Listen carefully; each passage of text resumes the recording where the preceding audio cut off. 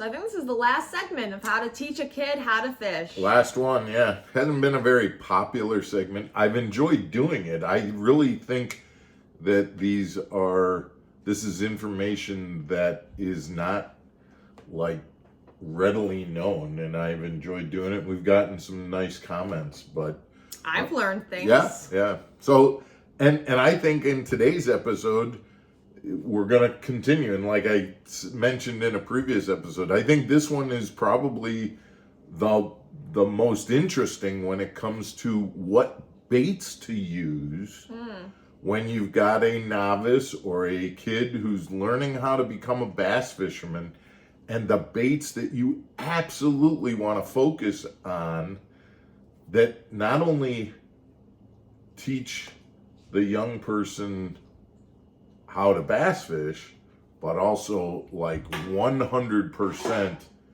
guarantee that they're going to be hooked for life. So we'll get into play on words there. Yeah, hooked for life, right? We'll come back and we'll hear what the best baits for teaching a kid how to become a better bass fisherman.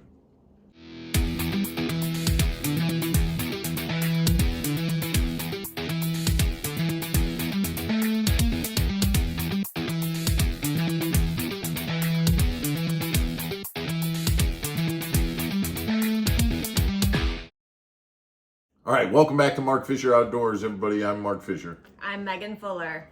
So, do you have any guesses? What's the best bait to use? Any? A wacky rig Cinco. Well, to be honest, that's going to be on the list. A wacky rig Cinco is, but we're going to talk about that. It's not number one by any means. Okay. Okay. So, guys, before we get too far into this conversation, please hit the subscribe button, hit the like button. We appreciate your comments, your suggestions, and for sure, your subscribing to the channel if you haven't done that already. So anyway, the number one bait to teach a kid how to fish.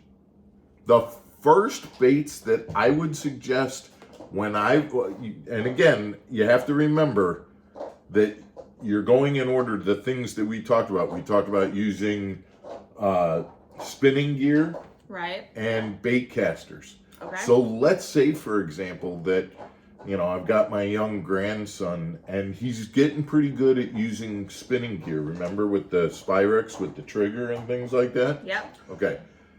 Not the bait caster when you use the thumb and the tape. The bait caster is a different reel. Okay. So with the spinning gear, that would be where the wacky rig Cinco would come in. And again, we'll get to it. But if you've got somebody who is able to throw things using the bait caster, whether you're putting a tape on it or whatever, my recommendation is that you start with topwater baits. The best, 100% the best thing to do is a topwater frog. I was just about to say a frog. A frog. And here's why. Because first of all, you fish frogs over weedy flats, so you don't have to hit a specific target per se. You can just get a big weed flat and toss it out there. Okay? You don't have to worry about hitting an open area or something like that. Second of all, when you throw that frog, the idea is you want to make that frog kind of scoot across the surface. Okay? You want to make it look like a frog. Okay, or scooting across the top. Pop, pop, pop. Jiggle, jiggle, jiggle. Move, move, move. Well, it teaches the young person how to move their rod to get the frog to look like a living thing, but they can see it. And so they're almost like, it's almost like acting like a puppet. They're getting the thing to move. Oh, I moved it like this and it didn't really seem real. Okay, what if we make it move just a little bit, jiggle it a little bit? Oh, that's making it jiggle. So they're learning how to move baits using the rod, but they can see how their rod movement is making the bait move. Okay? Yeah. That's number one that's very important. So that would work with any kind of topwater. It doesn't matter whether it's frog or a spook or a popper or any kind of topwater. is a good bait to use. Okay. Number two, the reason why I'm saying a frog is when that frog blows up out of nowhere, comes out of the grass, bang, it is the most heart-pounding, exciting thing in the world. You only got to have it happen to you once, and everybody out there knows exactly what I'm talking about. Okay. The minute it happens one time, it's like, oh my God, I want that to happen again. Okay? Hooked for life. Okay? Hooked for life. Because, my God, topwater action is the best. But here's the other thing about a frog. Mm-hmm. One of the things that the guys out there know is that when you throw a frog and that bass comes up and gets it, we, as experienced anglers, almost have to pause a minute because we want that bass to come and get that frog, take it down before we set the hook. Because otherwise what can happen is bass is coming up, gets the frog, we set the hook, and we literally pull the frog out of the fish's mouth because we're reacting too quickly to that blow up. Oh my God, that was great. We set the hook and we pull it out. When you've got a kid and they're new to it, their reaction time is going to be a little bit slower anyway, which is going to, we have to learn to slow down our reaction. Their reaction is going to be slower because they're not used to it, and so it's going to work. Everything's going to fit.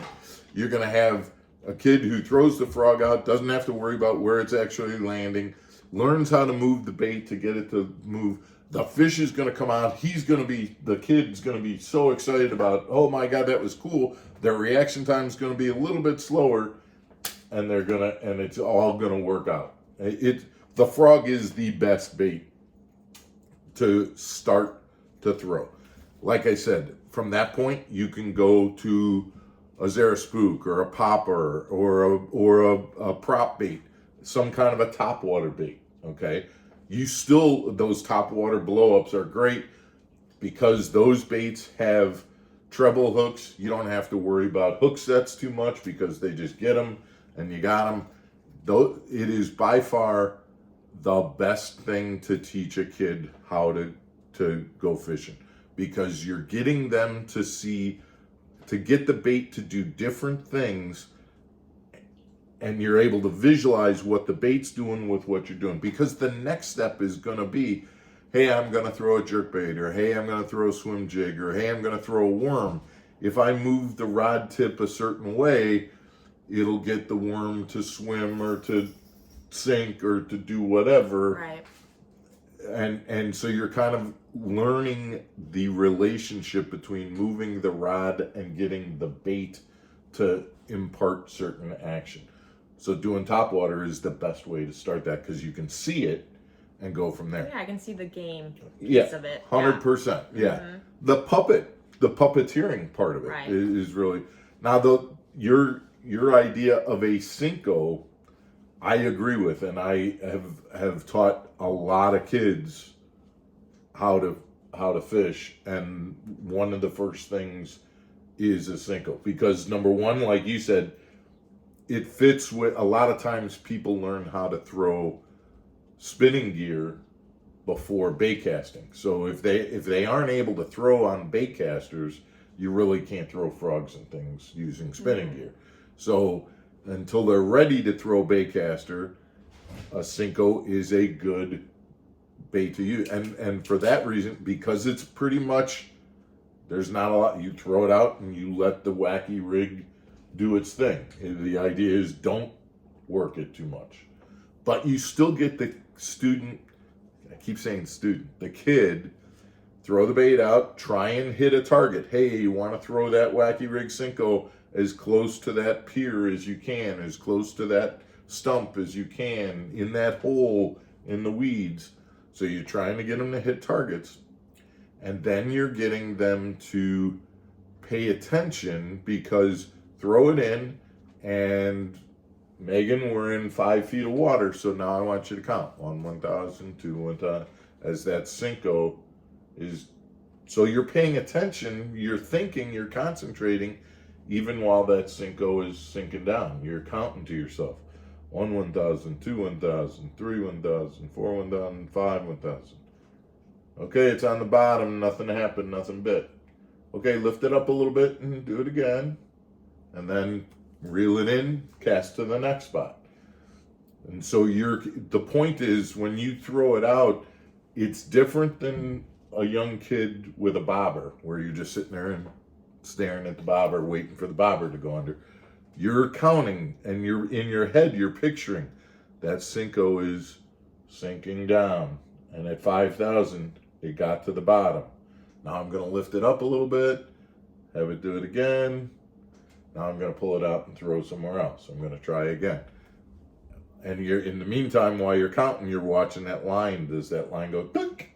Oh, that's a fish. Set the hook. And so there's a lot to be, going on with throwing a Cinco. And I think that it's absolutely a good bait to get a kid going. But I don't care how big a fish they catch with a Cinco. I don't care how many fish they catch with a Cinco.